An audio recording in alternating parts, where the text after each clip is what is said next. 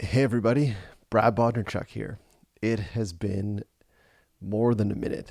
It has been a long time since I sat down and did a solo episode. And we'll get into the reasons why that is.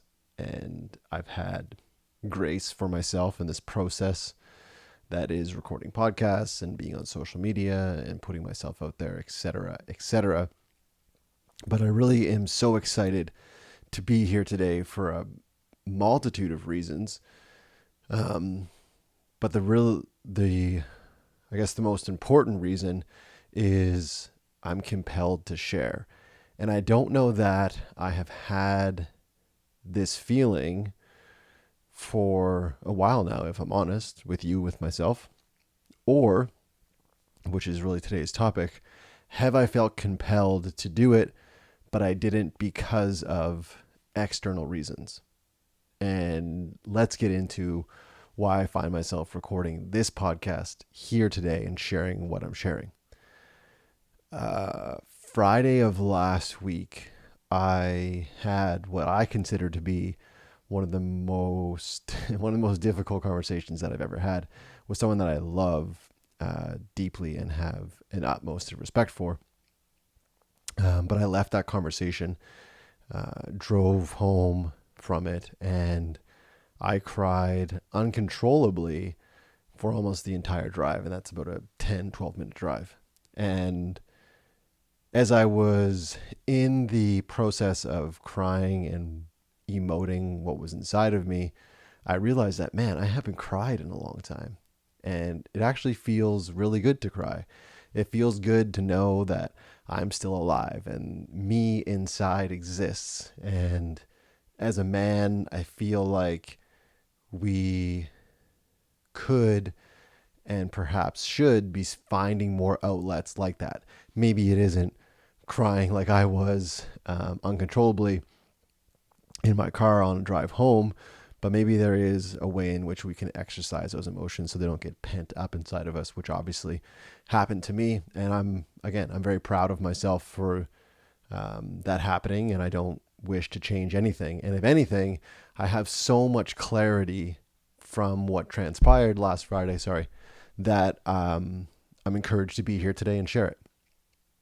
And I will give you as much detail as I feel necessary without getting too specific in regards to what happened. But what has transpired for me since then has been a massive breath of fresh air and exactly what I need. And it's just a reminder to me, and perhaps I've never shared this on the podcast before, but this is my journey and I'm supposed to go through. I was supposed to have that conversation. I was supposed to get triggered. I was supposed to cry. I was supposed to feel those feelings because I did. And as Peter Crone says, if you don't follow Peter Crone, go check Peter Crone out. As Peter Crone says, it couldn't be any other way because it is that way. And it didn't hit me as real and raw as it did this past Friday, then Saturday, then Sunday, then Monday. Today's Wednesday, and it's still hitting me. So here's what happened, and here's what caused the reality for me driving home and crying the whole way home.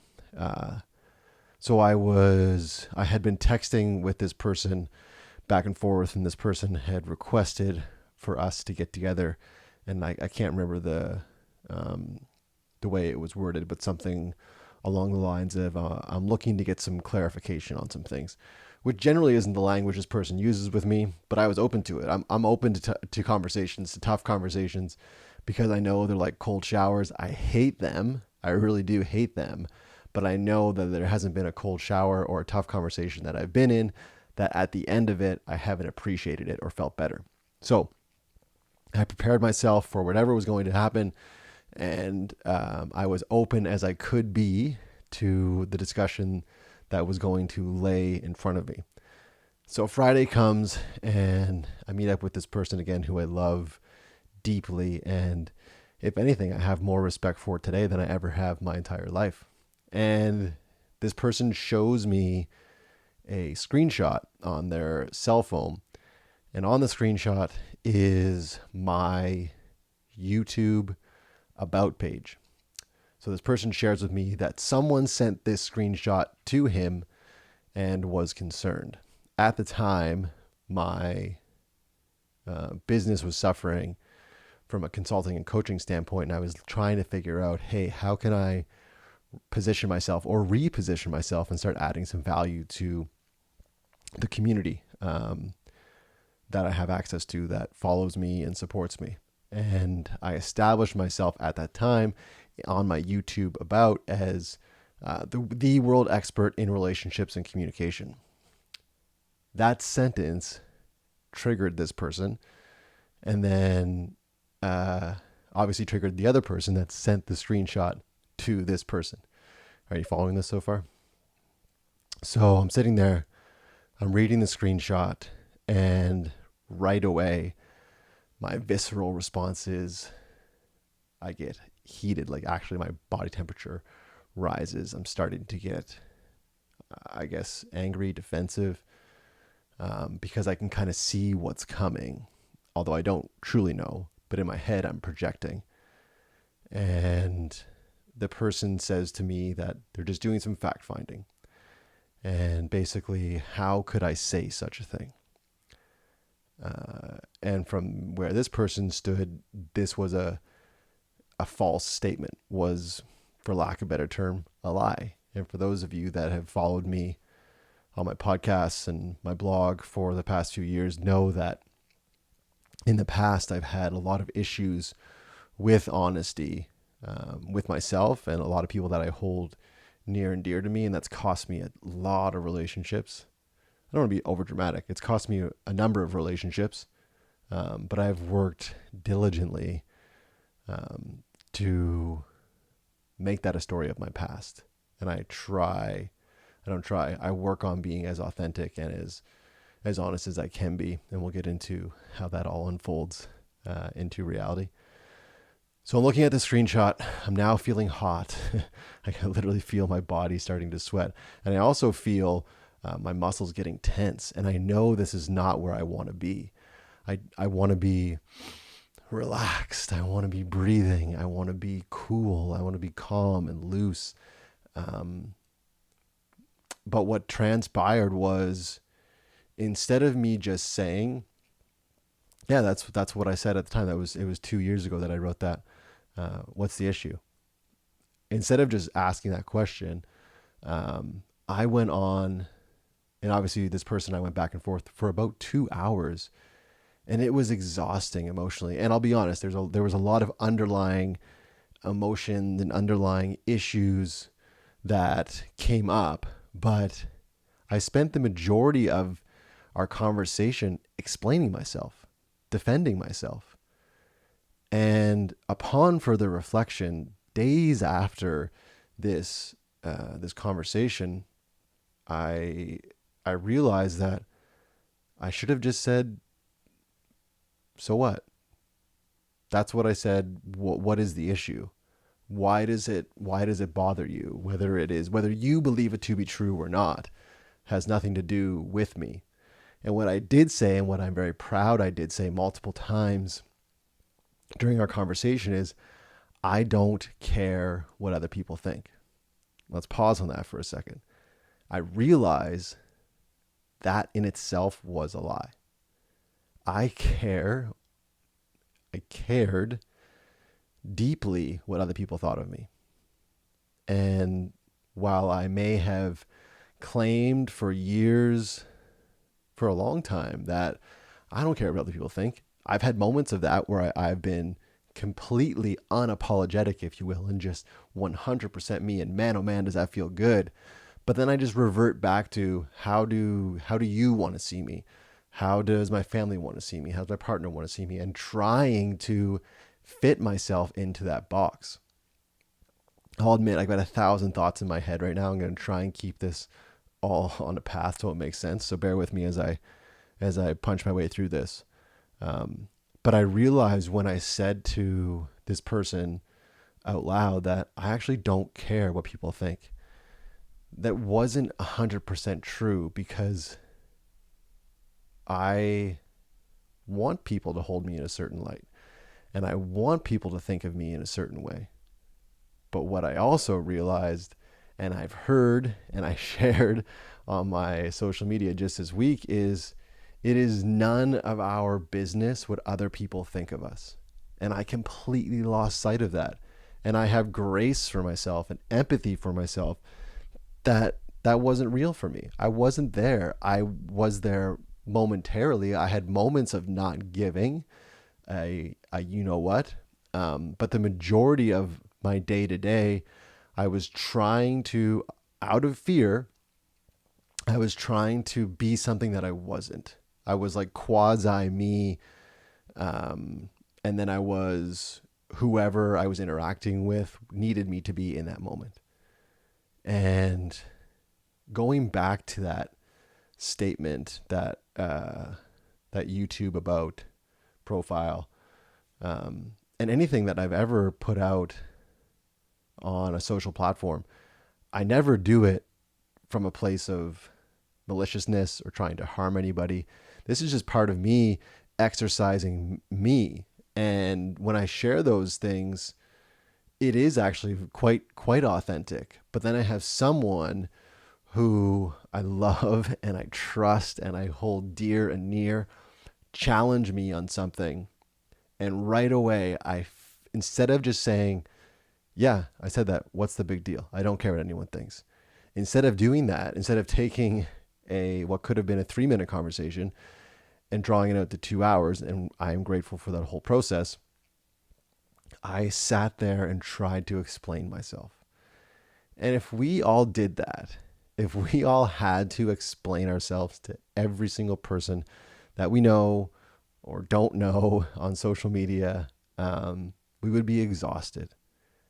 And since that conversation on Friday, since the tears flowed like a waterfall that afternoon, I am more clear on the gaps that I have internally, emotionally, mentally, and the beliefs that I thought I had about myself. And I can see now how I have not actually been myself. And I have been holding back. I've been governing what I want to actually do. And that actually speaks to why I don't feel like I've been podcasting as much, is because I've been so concerned with what you might think of me that I've just stopped. And sure, there's other reasons as well. Time, 2 young kids, new home, all these excuses that we can attribute to me not podcasting. But really at the root of it was I wasn't fully in love with me, and I was afraid that you wouldn't be either. So what's the easiest thing to do? Nothing. Just be. Just exist. Don't be too loud. Don't be too proud. And just exist. And that's what I said to this person.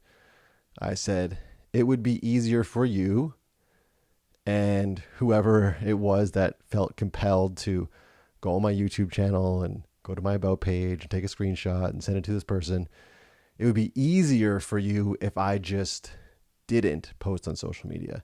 It'd be easier for you if I showed up in a certain way, because then it would make sense to you. But guess what? I'm not you, and you're not me.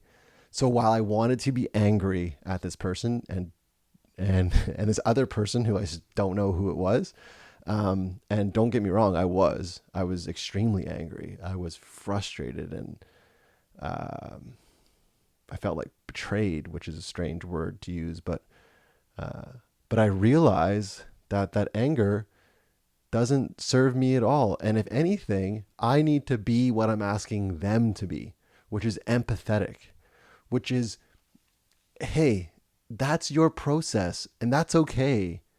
This is my process and that's okay too. I am not you. You do what works for you and I'll do what works for me. If we can be friends, amazing. If we can love each other and support each other, that would be, ideal. If we can't, that is also okay. And what I have learned from that experience and sitting with all those emotions is I am learning I need to let go of my expectations of other people. It just isn't fair, because guess what? They're I don't this sounds pretty dramatic, but they're never going to meet them because they're their own person, and I'm doing to them what I'm asking people not to do to me, which is I'm putting them in a box. I want them to show up a certain way, but maybe they don't have the tools to show up that way. Perhaps they're just not wired that way. Perhaps they don't even want to show up that way. And then there's a whole other conversation about boundaries. Okay, so what do you accept in your life and what do you not accept? What is okay and what is not okay? What do you need in your life versus what do you want in your life? And all these questions are questions that I'm still working through, but I have so much more clarity on now than I did this time last week, because I had what was one of the most challenging, hellish conversations that I ever had. But I am so grateful for it. I actually wrote a blog post about this interaction, and it was really interesting. I was hesitating putting it out because I don't know, how's it going to come across? How's it going to be interpreted? All of those things. And then I had a moment and I just thought that you're doing it again. You're governing yourself and you're projecting into the future something that hasn't even happened yet, and you're concerning yourself with how others might make you feel. Or sorry, how what you're creating might make others feel. But I didn't put it out. But the interesting thing was it felt great to write it down. And my intention was to put it out. I wrote it I think it was Saturday night or Sunday night I wrote it. And on my blog where I post, it doesn't automatically save the content. And so I just closed my laptop knowing that it didn't save the content, but knowing that if I opened it up the next day, it would just be there, which is the case. As long as you don't close the window, your blog's still there, but you need to save it if you're going to close the window. Sorry, boring, but important detail.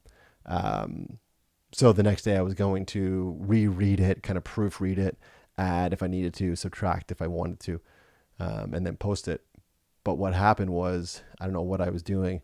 I think I was trying to show the kids a Go Dog Go or a Paw Patrol video on Netflix, and by accident closed internet, the whole Chrome window, like all the windows, all the tabs, closed it.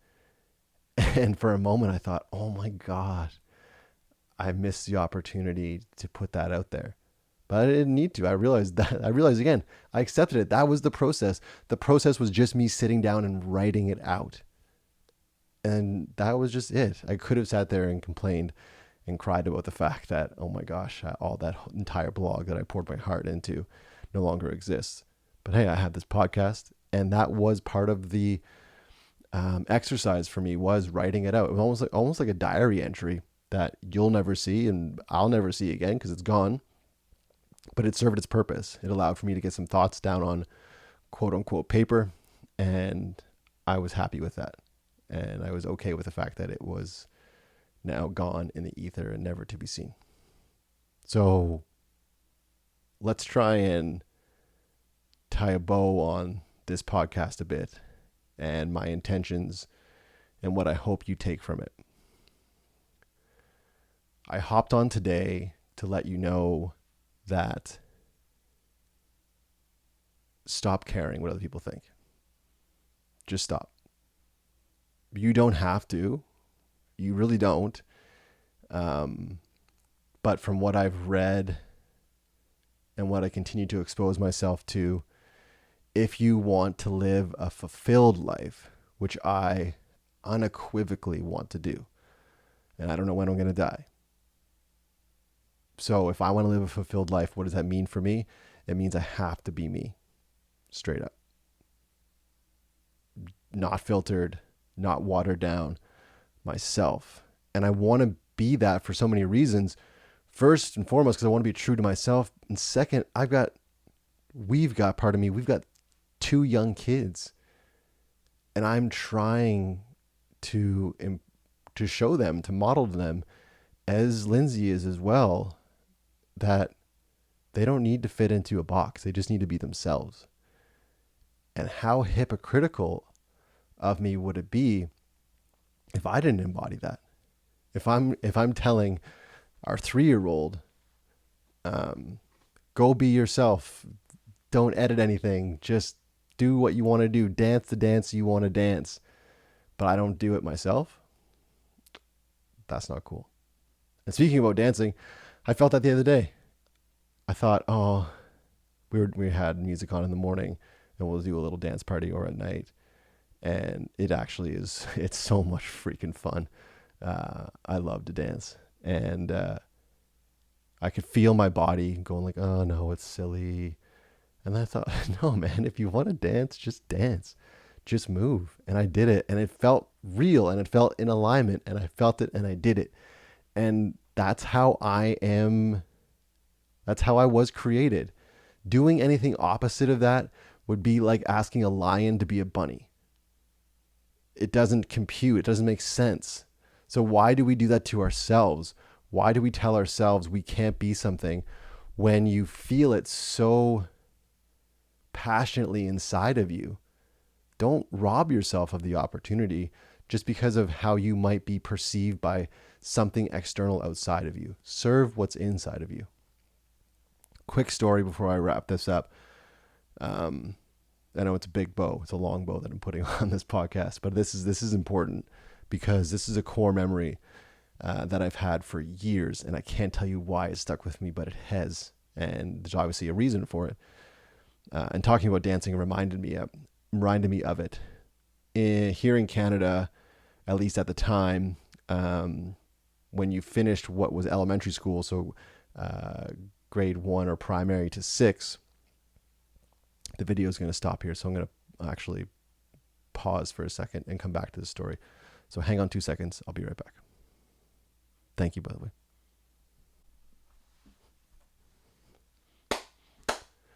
So where was I? Grade 6. You leave grade 6, then you go to junior high. Junior high is 7, 8. Wait, how's it go? Junior high 7, 8, 9? Yeah, 7, 8, 9. And then high school was 10, 11, 12. Wow, you can tell how long it's been since I've been in school. So grade 7, I was super stoked because grade 7, we got to have dances. There were dances. I think they were on Thursday nights. Anyway, it doesn't matter. So I remember it must have been one of the very first school dances.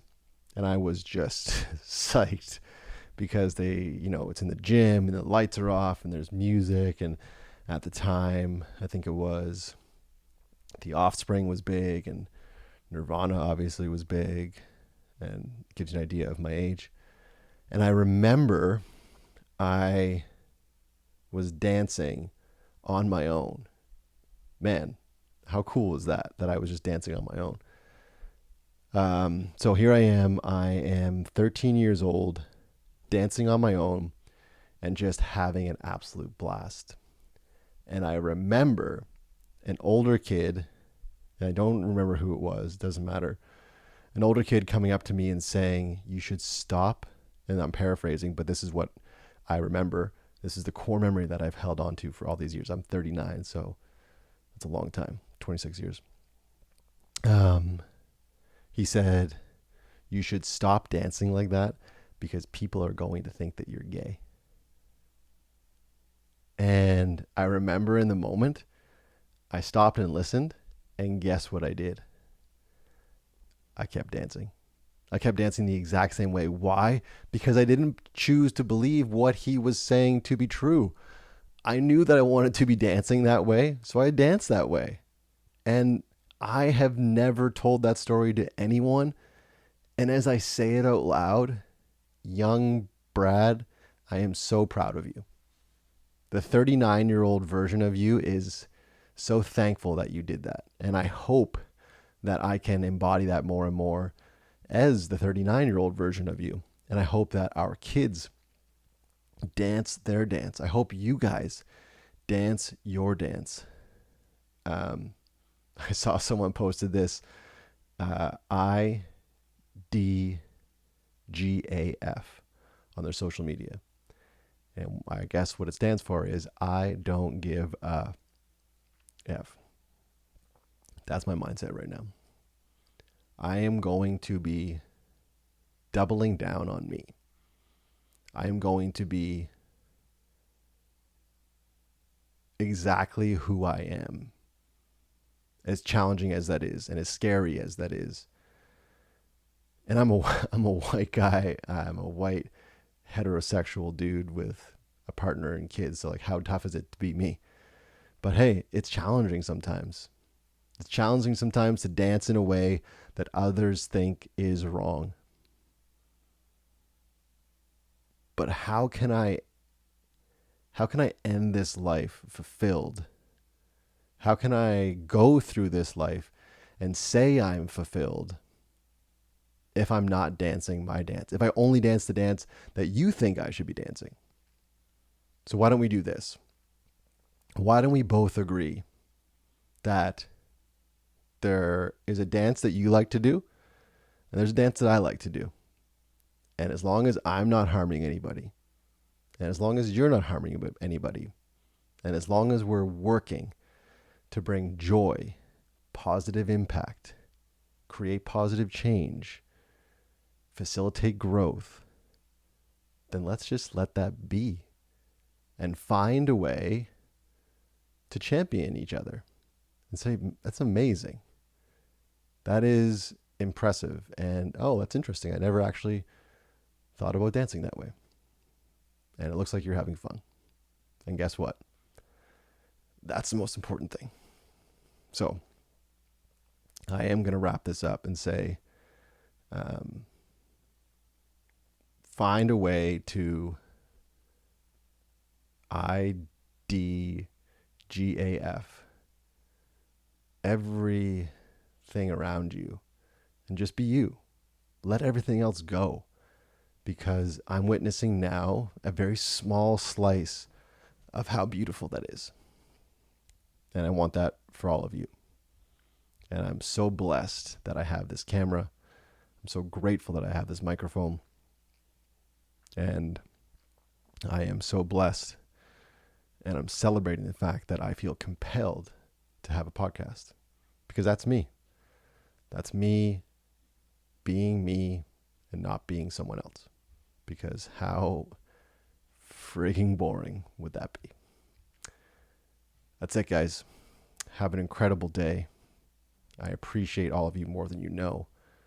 If this resonates with you and you think it would resonate with someone else, it would mean the absolute world to me if you would share it with them. We just launched Impactful Man. You can check that out, www.impactfulman.ca.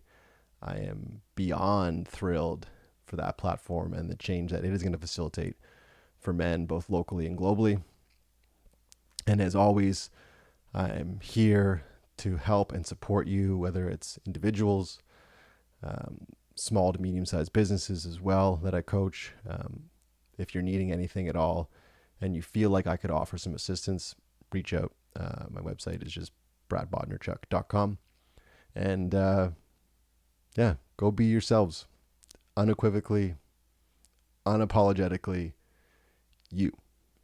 And be good to each other. See you next week.